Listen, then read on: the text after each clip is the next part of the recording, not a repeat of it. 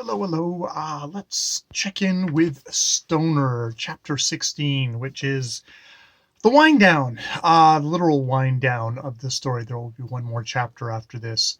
Um, we start off, I guess, the war years, where, he sees a lot of young people go away to death.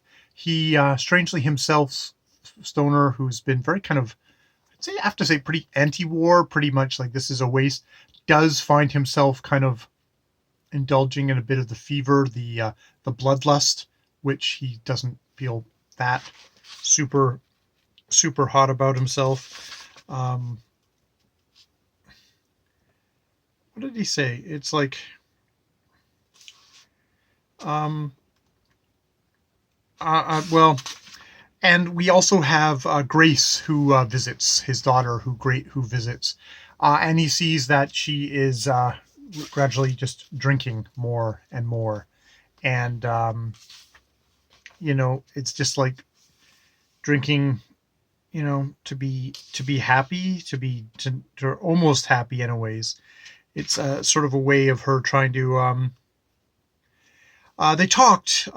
This is page 249. They talked late into the night, as if they were old friends, and Stnr came to realize that she was, as she had said, almost happy with her despair. She would live her days out quietly, drinking a little bit more, year by year, numbing herself against the nothingness her life had become. He was glad she had that, at least. He was grateful that she could drink, which is like, the most kind of sadness thing.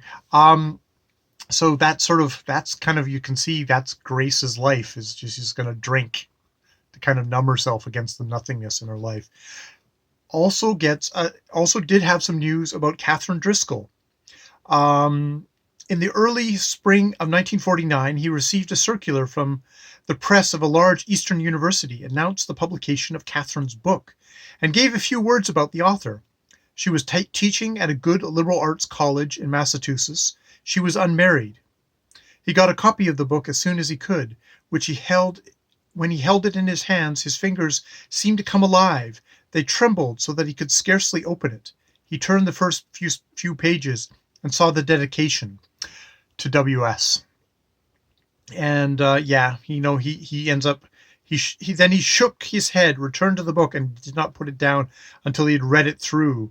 And he said it was as good as he thought it would be. The prose was graceful, its passion was masked by a coolness and clarity of intelligence.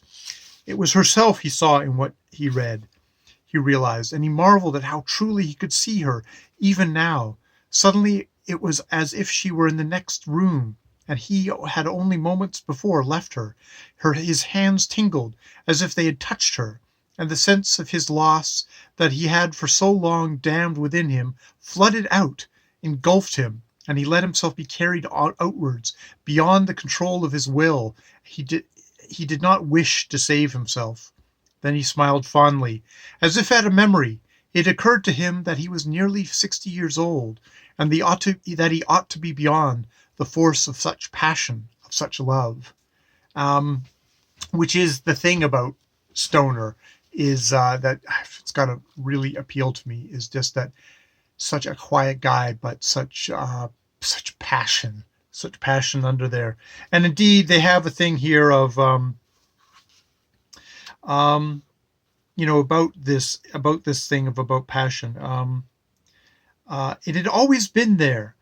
In his youth, this is page 250, it had always been there. In his youth, he had given it freely, without thought. He had given it to the knowledge that had been revealed to him. How many years ago, by Archer Sloane, he had given it to Edith in those first blind, foolish days of his courtship and marriage, and he had given it to Catherine, as if it had never been given before. He had, in odd ways, given it to every moment of his life, and had perhaps given it most fully when he was unaware of his giving. It was a passion neither of mind nor of the flesh. Rather, it was a force that comprehended them both, as if they were the matter of love, its specific substance. To a woman, to a person, to a woman, or to a poem, it simply said, "Look, I am alive. It's like, oh, look, I am alive. That is, that is the passion of Stoner. Um, and uh, that is a reader, that is a human being that I, strangely enough, it's not a guy with a happy life, but I would aspire to that sort of passion. I would aspire to that sort of passion in my own life, my own engagement with the world, with the people in it, and the art, the art in it as well. So that is gorgeous, and that is beautiful. Um, and and with that, uh, comes, summons. He starts getting a pain in his stomach, and it gets worse and it gets worse. And he goes to the doctor. They run the tests, and he has a tumor in his stomach. And basically, the doctor's like, "I'd like to operate on you in like the next couple of days." And he says, "Look, if it's cancer, are a couple of days going to make it? If it's is it if you did it in a couple of weeks, would it matter?" And he said, "Well, probably not." And if it's benign, will a couple of weeks matter? It's like, well, probably not. Well, then I'd like to kind of get a couple of things in order first. So he takes those couple of weeks. He resigns. Um, Lomax, bitter to the end, says, "Well, then I'm gonna," because he'd been pressuring him to retire, and he was like, Stoner's like, "No, I'm not retiring until, like, I'm going to the 65, and then I'm taking those optional 2 years." And Lomax is just like, "No, I want you out now because I've got things to do," because they're still at each other. And he says, and he tries to tempt him with saying, like, "Well, we'll make you a professor emeritus and have the dinner for you," and stuff like that. And now that he is retiring, and he doesn't tell Finch or anyone else about the diagnosis, he Lomax says, "Well, then I'm going to hold the dinner for you, whether you like it or not," basically, because I want to dig it in. And Stoner's just like, "Yeah, okay, whatever, fine, that's whatever."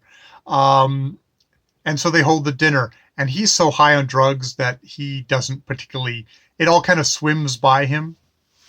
Um, but they have this at the end where he kind of gets up and he kind of stumbles through the stuff. And, you know, "I do not know what I would have done if I had not been a teacher. If I had not taught, I might have." He paused as if distracted. Then he said with a finality, "I want to thank you all for letting me teach." Which is like, oh, I mean, it's like, if he had not taught, what would he have done? Would he have, would he be an artist, or would he have been a despairing farmer with his parents there? But he says, like, "I want to thank you all for letting me teach." And by this point, Edith knows. Edith, who's like, "Well, why didn't you tell me?" She's like, she's very kind of querulous, and just like, it's all kind of, it's yet again on her, again, it's sort of on her. She's still, um, um, you know, you know, I never mind that. I suppose everyone knows except me. Oh, Willie, honestly, I hate it how she calls him Willie. Just hate it how she calls him Willie. Willie is the worst way. If anyone's called William, Bill, I'll go with Bill over Willie, or Will, or so much things. But Willie is just, you're a little prick. Is what Willie is. And yeah, yeah, she's, nothing. She laughed bitterly. They might say it. They say it might be cancer. Don't you know what that means? Which, it's like, it's all about. Unfortunately, I think it's about Edith, and she does not. She doesn't go with him to the retirement dinner, which I think he's probably more than happy with. He actually goes and has the operation, but they don't get it. We didn't get it all. They didn't get it all. And, we'll be using x-ray treatments, things like that. Of course, you could go back and forth, but no, Stoner said, and let his head fall back on his pillow.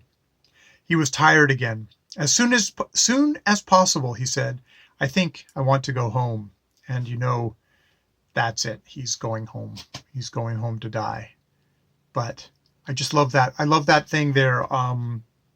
If I want to read anything out about this work, it's going to be that little thing about passion, about about the passion, about that is the thing that's going to probably hit me the most, is that this is, it's one of these things of a quiet guy, but living his life with that passion, that thing of, to a woman or to a poem, it said simply, "Look, I am alive." Page 250 is, I think, what I want to hit upon if I'm going to try and communicate my passion about this book to other people. All right, I will leave it there. More videos later.